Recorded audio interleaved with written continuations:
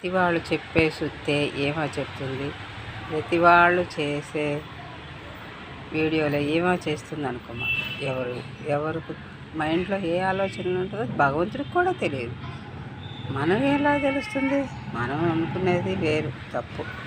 ఎందుకంటే ఎవరి ఆలోచనల ద్వారా ఏ మాట భగవంతుడు ఎవరికి అందిస్తాడో తెలియదు. నా మాటలు మీకు బాగా నచ్చాలని, మీరందరూ పాటించాలని, మీరందరూ చక్కగా ఆ దైవ చింతనలో సుఖ సంతోషాలతో ఉండాలని నేను కోరుకుంటున్నాను.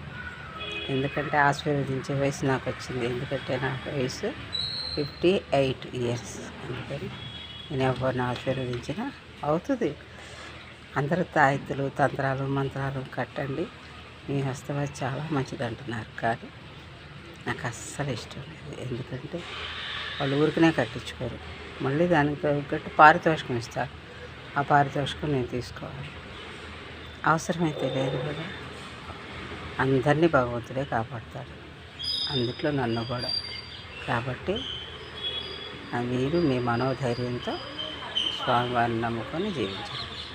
ఓకేనా? Like and subscribe. Bye. Share చేయండి.